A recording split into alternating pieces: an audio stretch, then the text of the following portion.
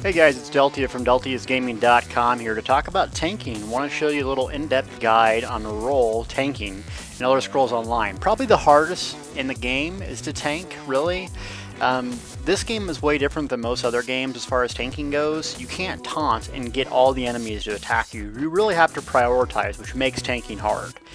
So, tanking, people think is just a mindless job where you sit around and you don't do much but taunt a couple enemies and dink around. It's really way more complicated than that.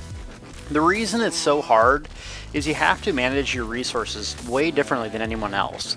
And that's really what separates good and bad tanks. Managing the resources, staying out of the red, blocking when appropriate, but not just sitting there and blocking over and over. You're actually going to have to do damage like I'm doing right here.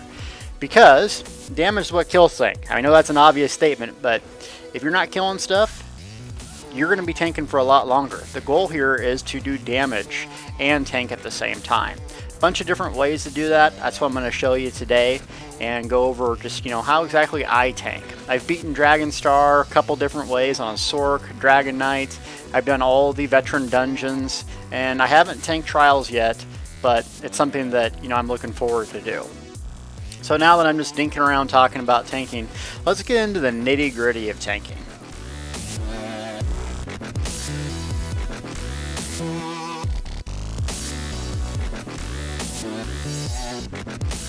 Alright gang, we're in Upper Cragorn here. I'm going to show you how to tank, how it's done.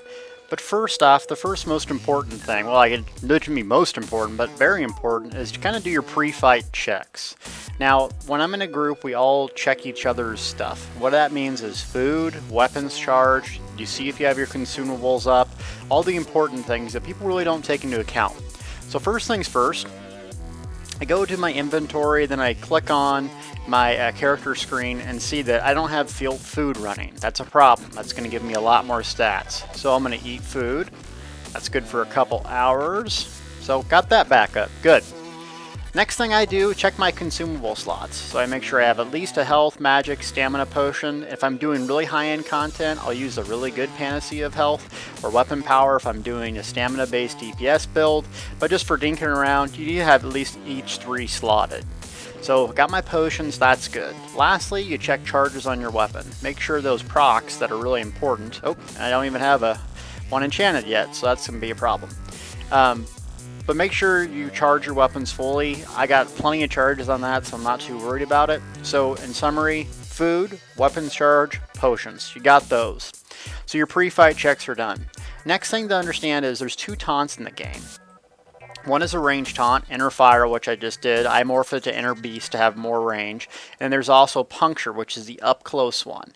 One uses Stamina, which is the up-close one. One uses Magicka, the further away one. The best one in the game, honestly, is Puncture, morphed into Piercing Armor. It does physical damage, but it also debuffs the armor and spell resistance of the target. If everyone's beaten on that target, it will go down really fast. Problem with this taunt is, it's 5 meters, so you're going to have to be up close. Usually that's okay for us as tanking because we are up close. But at some point in the game, you're going to have a range taunt. Inner Beast, I like this morph. The problem with it is that the synergy radiate is kind of a DPS loss. So the problem is you don't want to have this on the boss too much because someone might accidentally hit the synergy and it might lower their DPS significantly. So I don't recommend using this as your number 1 taunt, but it's there. What does taunt do? I guess I should explain that. Taunt in this game just gets their attention. It's a way to get the mob's attention, whatever one you want. And speaking of taunts, other games have you do an area taunt or AoE taunt, meaning everyone in a certain area goes and attacks the tanks. That doesn't work this way at Elder Scrolls Online. You really have to target a priority target. Maybe 1, 2, 3 ads, but if you get all 10 beaten on you, you're going to run out of stamina, you're going to die. So you can't be doing that. So for this group, what I do, if I don't know the scenario, I target people. If you see at the top of my screen there, it says Scaled Cold Blood. 4,000 health, and the bar kind of looks, static. But keep scanning the area, keep looking. Ooh, look at that. See how the bar changes? Has two little shiny things. That's kind of like an elite mob, meaning that's going to be the priority target because that will kill people instantly. It also has way more health. It's just kind of a cue to yourself to find that's what the tank should be prioritizing. You can hit the tab key to kind of lock it in, so that way you always have that target on your bar, and that's really what you're going to be focused on, taunting that target, keeping them at bay. When I say keeping them at bay, what does that mean? It means using interrupts. You constantly want to interrupt the casters or melee so they don't get off their big, huge abilities. There's going to be something that comes up on them that shows them, you know, oh, interrupt me, please. And usually we're blocking, and then you just do your bash ability like that. So, speaking of blocking, blocking is our main mechanic that mitigates tons of damage. You don't want to just spam hold blocking and just sit there and not move like a tank. While you're tanking, you can block, you can bash, you can still cast spells, and still get the benefit of the block. So make sure you're weaving in and out attacks too while you're blocking. Don't be the tank that just stands there and blocks and thinks that's all you're responsible for. That's not true at all. And you can move pretty fast once you get the passives for blocking in the one-handed sword and shield line. Blocking also works when you're not using a one-handed sword and shield. So blocking almost all the time is a good practice to do, especially because it could kill you right away if you don't block. Speaking of that, when you swap to another bar, if you're not using another sword and shield, be careful. Make sure you're swapping in between weaves and attacks, otherwise you'll get one shot, even through a block, because there's so much damage mitigation with blocking with one-handed sword and shield. Okay, so we got taunts, we talked about blocks, interrupts. Another thing is positioning, which is really important, a lot of people don't think about, is when you get a boss taunted, you need to turn them away from the group. Say this group is a rock. I get the boss here. If I do it like this and the group's behind me, they're going to take area damage. Good tanks taunt the boss, point them away. That way any area damage that goes behind me isn't screwing over my buddies. That's kind of a key. Another key is, I do a glyph here on my weapon. Hardening enchantment grants a 207 point damage shield. That's actually quite a bit. So it's for 5 seconds. And what I do is, in between damage attacks, once I get the timing down to the boss, I'll throw in a light attack. Now, some bosses you can do heavy attacks in between blocking and proc that hardening. Whatever way you do it, you want to be attacking a little bit in between. Good tanks, well, you'll see them, boom, throwing in there, block. Bad tanks, sit there, don't do anything. Also, when I'm blocking, I'm scanning the area, seeing if people are in trouble, my healer is going down or whatever. Then I have to move and take care of that target. You can taunt more than one target, it's okay, but taunting them all is not usually a good practice. So let's kind of just see how this works. It's going to take me a while to kill them, so forgive me. Another thing is, you need to do damage as a tank. I know that's a weird concept to think about, but everyone should be doing damage. The faster things die, the easier your job's going to be. So you have to have something on your bar that does damage. For me, I'm playing my Dragonknight Deltia. That's really easy with the standard of might. So I did my pre-fight checks, looking at my bars, looking like they're good. I'm going to buff up. Got my buffs running, charging in. So I got that locked target here, the main priority target. So I taunt them. See how he's casting right there? Interrupt, knock him down, block. Okay, so now I got the mobs on me. Back out of the red circles, taking some damage. It's DPS time. Drop my Dragonknight standard. Staying on that boss. Watching my health bar. Dropping the talons here and there. For me as a Dragonknight, I can heal myself. That's one of the main benefits of being a Dragonknight. And look at my resources. I'm just managing. I'm not casting things way too crazy. And I'm trying to weave in and out some attacks here. Cast, heavy attack, block. Interrupt, knock him down, block. This guy's annoying me, so we're going to pull him in, because he's casting back there without any pressure. Okay, so now I can interrupt both of them. I got some excess stamina, so I'm just going to make sure that I'm blocking, weaving in an attack. Oh look, the enemy potion. That's not fair. I guess I'm going to potion then. So here I can handle these mobs alone, so I can get a little more aggressive on my DPS, so I can switch bars, maybe use a destruction staff, it just depends on your playstyle. But once the situation's under control, do some damage. Remember, faster things die, the less you have to tank. Almost died there because I got too cocky. It's okay, you'll have to learn that lesson too. I'm still learning it. Guess what? Another standard's up. He wants to run out of it. No, thank you, sir. Block, interrupt. Boom. You know he's going to cast right away, block, and heavy attack, block. Heavy attack, block. So that's kind of tanking. I know that's a real basic way to do it here on some NPCs, but the mechanics are still the same. You need to position, you need to check yourself. The builds and all that sort of thing, I have a million different builds for tanking in each class. So, you know, if you're looking for a specific build, go to deltiusgaming.com for each class on how to tank. And specifically, I want to talk about each class because they're way different for tanking. All right, we're on Delty again. I'm going to start top to bottom with what I think is the best tank to the worst tank.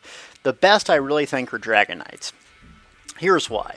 They can do a lot of damage and take a lot of damage. They have a passive in their Draconic Power here, block an additional 10% damage. That's 10% damage mitigation. Throw that on top of my Nord passive, Rugged, that's 16% without using any skills, gear, or anything. Super powerful. The skill lines here are really conducive for being a tank. One, get tons of armor, probably the best CC in the game, Burning Talons to lock enemies down. A mega self-heal with Green Dragon's Blood, and then some really good utility here. You got a 800 point bubble essentially with this fragmented shield, and Cinderstorm, you have some snares and mischance and some damage. Plus, Magma Shell is incredible. You literally cap damage at 3% max health for 10 seconds. You basically can't die for 10 seconds if you have enough health. So it's like a 10-second free, you can't die ability. That's why the Dragonknight is so powerful. And it can drop Standard of Might, which makes it just a reliable source for damage as well. If you're looking to tank, you're new to it, the Dragonknight's probably your best bet, honestly. Let's look at the second best, which is really close second best, the Templar. Alright, we're on my Templar here, Big Jake, and I really think the Templar is a very, very close second in terms of being the best tank. Reason why, it has a leap by default, it has that powerful bubble that I'm using, Blazing Shield, so you can mitigate a lot of damage without your health really moving. It does use a lot of magic, but that's okay. Another couple reasons, the ultimate Empowering Sweep the Templar has, it's just an awesome damage mitigation tool. For pure damage mitigation, it's probably the best. What it lacks, however, is a limited amount of DPS. Really, your DPS, your damage per second, is coming from Solar Prison, your Nova Morph. The Templar lacks really high ultimate generation, and the ultimate costs a lot. So you're not going to get a whole lot of damage out of the Templar tank, but it's very defensive. Also, you can have some Breath of Life ability, so you can cast without using Restoration Staff for healing. So it's an ultimate defensive, really hunker down type of thing. Since I play a more offensive style, because I really like to do damage, everyone to do damage, the Dragonknight is probably my favorite. But if you're looking to roll the tank, the Templar is a really good choice. Alright, we're on my Sorky Porky now, the Lightning Temptress. And really, probably not such a good tank. I did beat Dragonstar Arena non-veteran mode with this at VR8, which sounds great, but I really got carried a lot. I constantly was running out of stamina. I didn't have the appropriate gear, and honestly, I could probably do a lot better with the tank as a Sork, but it's just not really built for tanking. It's built for high damage range when a tank needs to be up in the fight. You have, however, some really good utility. You can speed around, you got some bubbles here with some of the class abilities, but ultimately I think you could roll a better tank. So Hardened Ward is a really powerful bubble on yourself that prevents a lot of damage. However, it doesn't heal you.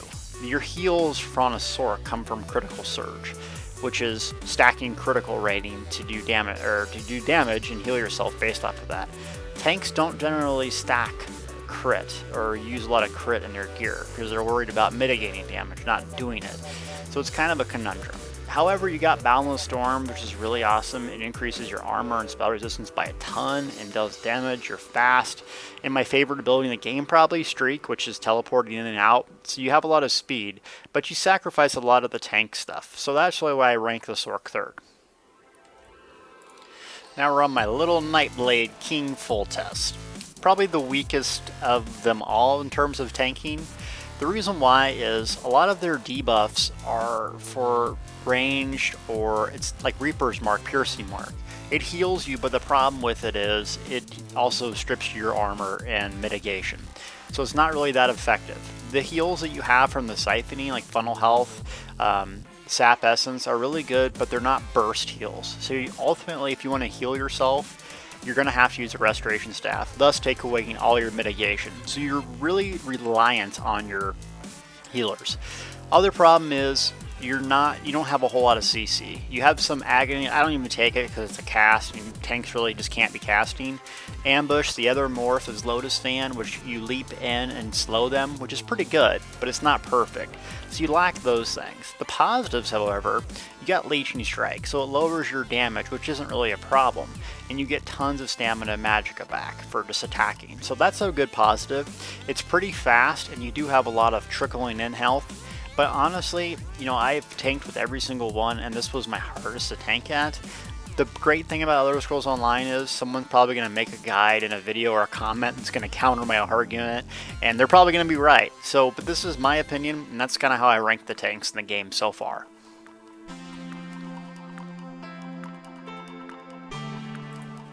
Back on Delta here. Now let's talk about the skills and the setup.